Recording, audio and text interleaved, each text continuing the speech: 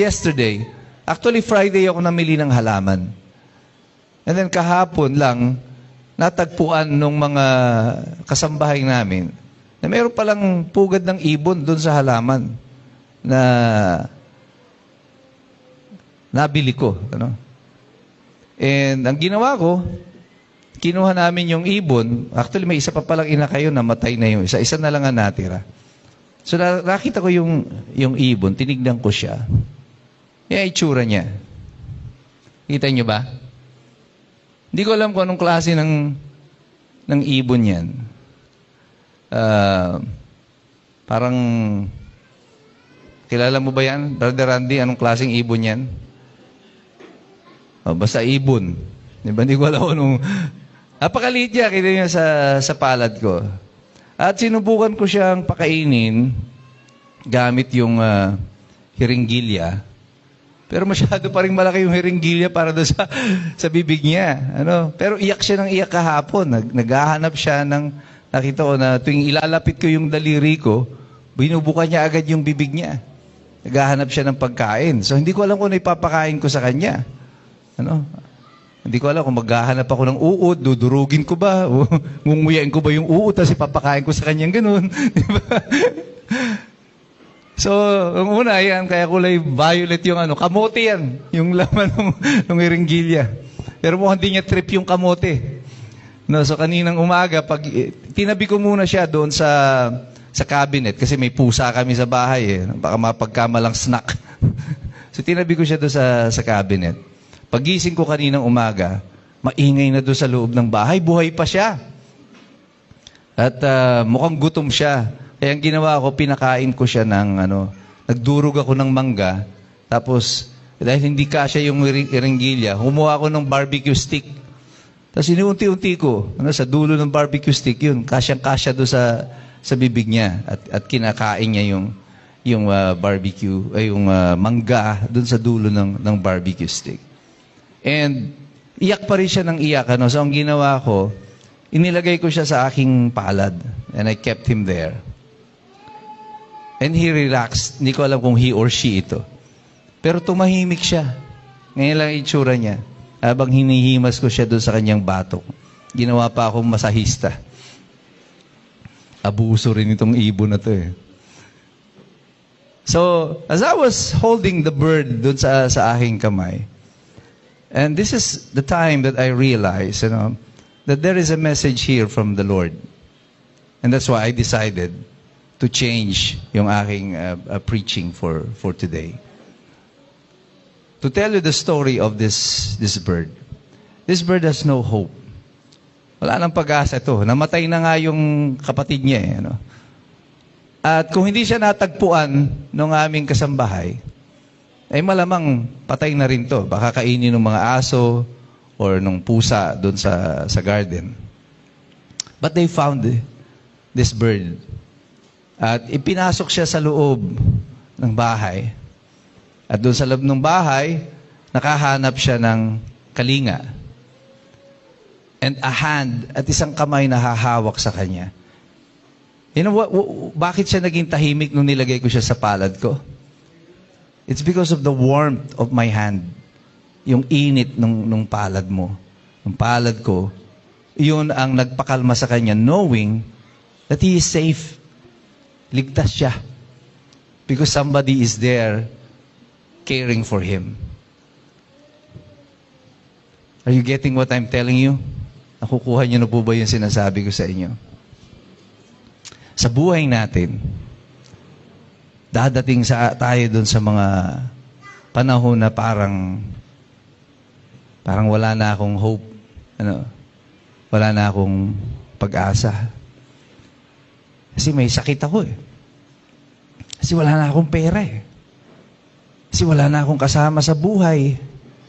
Kasi mag-isa na lang ako. Kasi nawala na ang lahat ng para sa akin. Ano pa ang meron ako? And then, marirealize mo that sa gitna ng kadiliman na yan ng buhay mo, sa kawalan ng pag-asa mo, someone will find you. The same way that I was found. You know? Nung ako ay litong-lito sa buhay ko noon, gulong-gulo yung aking buhay. Mas magkahiwalay kami ni doktora, may sakit yung nanay ko. Somebody found me. Christians. And they brought me inside a church. Yun yung bahay ko ngayon. Na natagpuan ng ibon kung saan siya dinala. And in that church, I found God. I found God. And I was placed in the hands of God. Nilagay ako sa kamay ng Panginoon. And I felt the warmth of His hands. Yung init ng kanyang palad, ang kanyang pagmamahal. Kahit ako ay malikot, kahit ako ay makulit, He kept me there. He fed me. Pinakain ako ng Panginoon in His own quiet place. And all I got was this assurance from the Lord that even though life is uncertain, I don't even know if this bird will survive. But like me before, I don't know if I will survive that period of trial nung nasa ospital na yung nanay ko, nang hiwalay ako sa asawa ko. I don't know if my career as a lawyer will still survive. But I left it all in the line. Pinabayaan ko na. I just said to God, I'm here in the palm of your hands. Nasa inyong mga palad ako, Panginoon. Keep me here. I just want to stay here. And in John chapter 10 verses 20 to 30, sabi ng Panginoon sa atin, I give them eternal life and they shall never perish. No one will snatch them out of my hand. My Father who has given them to me is greater than all. No one can snatch them out of my Father's hand. And I and the Father are one. Kung kayo ay nasa palad ng Panginoon, walang kukuha sa inyo sa palad ng Panginoon. Walang makakakuha sa inyo sa palad ng Panginoon. Kapag ikaw ay inilagay niya sa kanyang palad at kanyang inaruga at inalagaan, kahit na sino hindi ka pwedeng batakin. Not even yourself can take yourself away from the hands of God. Kasi kanya ka na eh. Hawak ka niya. Totoo yan, magkakamali ka. Totoo yan, magkakasala ka. Totoo yan, kagaya ng ibon na ito, magtatraya na malaglag. Magpupumiglas yan. Habang siya ay lumalakas, at posibleng mahulog siya sa palad ng Panginoon. Pero ang gagawin ng Panginoon, sasaputin ka lang uli. Kukunin ka lang uli. And will tell you, hahawakan ka sa iyong ulo, just relax. My son, my daughter, tahimik ka lang dyan. I've got you. Nasa akin ka. And in Psalm 31 verses 14 to 15, sabi ng Panginoon, But I trust in you, Lord. I say, you are my God.